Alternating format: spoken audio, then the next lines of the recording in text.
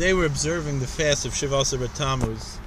Actually, yesterday was the 17th of Tammuz, but because yesterday was Shabbos, which is a little taste of future prophecy, that the days of these fast days will be turned to days of joy and rejoicing.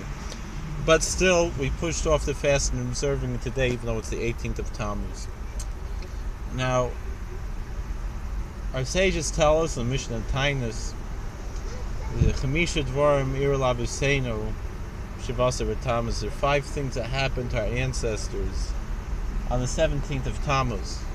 Head northwest on Midland Avenue toward Loomis Ave. The first is that the tablets of the 10 Commandments were broken after the sin of the golden calf. Moses came down from the mountain and he saw the people dancing around the calf, many of them worshiping it. And for that, he broke the luchos, the tablets of the 10 Commandments, tablets of the covenant. He had to go up again to get new tablets later. Later in history,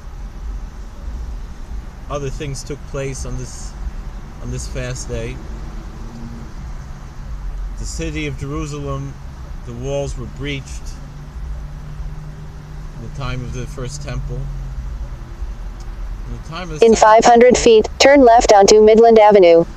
There's stories recorded in the Yerushalmi about how the Tamid offering, every day there had to be 2 sacrifices at least brought in the temple, one in the morning and one at night, and all the other sacrifices generally, with the exception of the Paschal sacrifice once a year, were brought in between the basically parentheses of these 2 sacrifices.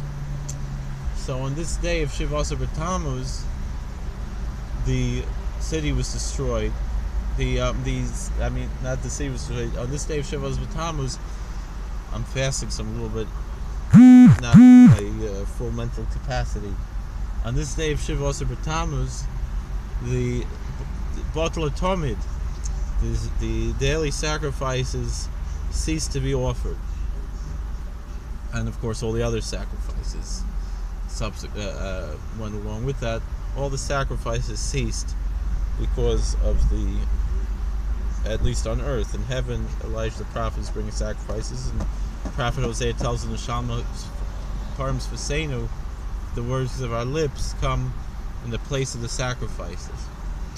And also the Torah was burnt, and by Apostomus Arosha, and in the place of the Heichel of the Kodesh Kodashim was put as an idol. Now, I was thinking about this today, and I realized there's a connection between the Shtabra Haluches and Batal Tamid. And all the others were also connected, but these 2 in particular. They're very well known, that I never learned inside. I've seen translations with the Rambam supposedly brings in the Mar Nevuchim, the Guide to the Perplexed, although many question whether the Rambam actually wrote the Guide to the Perplexed that we have today. But in any event, he writes there that the sacrifices were in order to wean us off of idolatry. Meaning, the people were used to bringing sacrifices when they belonged to idolatrous cults, and now the purpose of the sacrifices to God were to wean us off of them.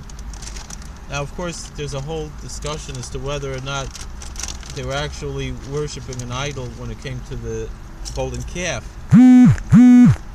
But obviously, at least a certain segment of the people were worshiping this idol, and those are the people who were executed. Perhaps we could say that that's the connection between these 2 events of Nishtabra Luchais and Batal Tamid that we remember on Shivasar Tammuz. And if we get back to our faith in God, we can be restored the Tamid. In a quarter mile, slight right onto the Bronx River Parkway, Cross County Parkway East ramp. Nature, because essentially they turned the sacrifices into something almost idolatrous, even though it was for God. They forgot the whole purpose of it, and when we remember the purpose to bring us close to have a real, authentic relationship with God, which we can do without these sacrifices. I don't think there's anyone in there. I don't know. But we could do even with all the mitzvahs we do, the tefillin and things. No, we're gonna go on the Bronx River Parkway. That's slower, it says. So that's, of course, we should be zoicha to have the return to the Beis Hamikdash remain all day.